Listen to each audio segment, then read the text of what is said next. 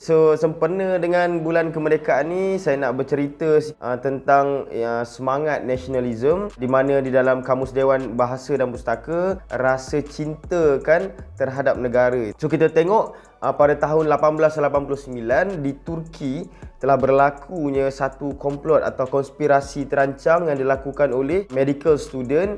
Mereka telah menubuhkan satu komiti yang dipanggil sebagai Committee of Unity and Progress. So dalam komiti ini mereka berkiblatkan atau mereka ini membawa agenda liberalism dan juga nasionalisme. Dipendekkan cerita, pada tahun 1913 apabila parti CUP ini telah menguasai parlimen, mereka mula menggubal undang-undang yang berkaitan dengan agenda mereka. Seperti kita tahu, agenda liberalism ada satu undang-undang dan ada beberapa lagi undang-undang yang berkaitan dengan agenda ini, seperti azan tidak boleh dilaungkan dalam bahasa selain daripada bahasa Turki. So ini adalah satu contoh agenda liberalism yang dibawa oleh parti CUP ini. Ada lagi banyak undang-undang yang digubal oleh parti ini yang membawa agenda nasionalisme. Seperti yang kita tahu, ada satu undang-undang dia yang berkaitan dengan surname law, dan dalam undang-undang ini kerajaan Turki pada waktu itu tak membenarkan sama sekali rakyat Turki untuk menggunakan nama selain daripada nama yang berunsurkan bahasa Turki. Yan, of, f, is, which ataupun bin tidak dibenarkan untuk digunakan sama sekali.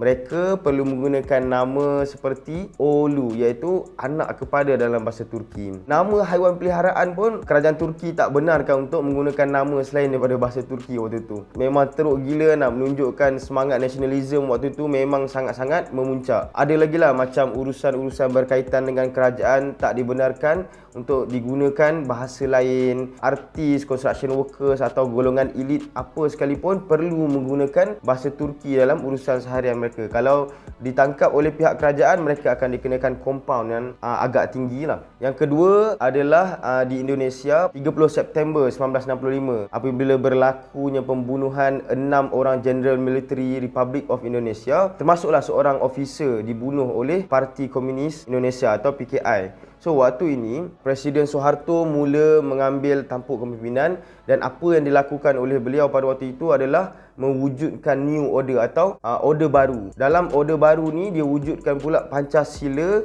yang dia wajibkan semua rakyat Indonesia untuk patuh kepada Pancasila ini. Sebenarnya tujuan new order ni ada dua, tujuan asas dia. Yang pertama adalah untuk memastikan kesetiaan kaum Tionghoa terhadap Republic of Indonesia pada waktu itu, dan yang kedua adalah untuk mengurangkan kesenjangan ekonomi atau mengurangkan jurang perbezaan ekonomi di antara kaum indigenous Indonesia dan juga kaum Tionghoa. Tapi tujuannya sebenarnya adalah untuk memastikan mereka assimilate atau bercampur dengan kaum majoriti kaum indigenous Indonesia pada waktu itu. Tetapi kerajaan di bawah pimpinan Presiden Soeharto ini gagal mengawal semangat nasionalisme ini dengan baik, sehinggalah pada tahun 1998 telah berlakunya satu riot yang dipanggil sebagai Riot 1998, di mana di dalam riot ini kaum Tionghoa sudah mula bangkit, dan akhirnya diceritakan sehingga ratusan ribu nyawa telah terkorban dalam riot inilah. So ini satu contoh semangat nasionalisme yang tak dipandu dengan baik dan akhirnya menyebabkan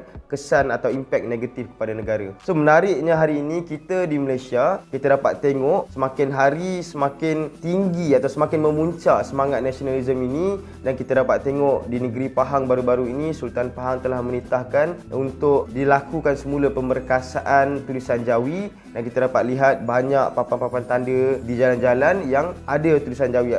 Mereka sudah mula menggunakan tulisan Jawi inilah. Kalau tanya saya, sebenarnya ini adalah usaha yang baik untuk memastikan tulisan yang telah lama digunakan oleh kaum majoriti iaitu Melayu di Malaysia ini untuk digunakan semula, dan kaum-kaum minoriti boleh belajar atau boleh ikut atau boleh bergaul dengan kaum majoriti ini. Kemudiannya kita boleh bersatu padu di bawah satu identiti negara. Bangkit bila ditolak jatuh, bagilah semula. Bangkit bila diluka, nanti bolehlah semula. Bangkit biar bersusah dulu, nanti senang semua. Sakit pada luka akan boleh semula. Bangkit.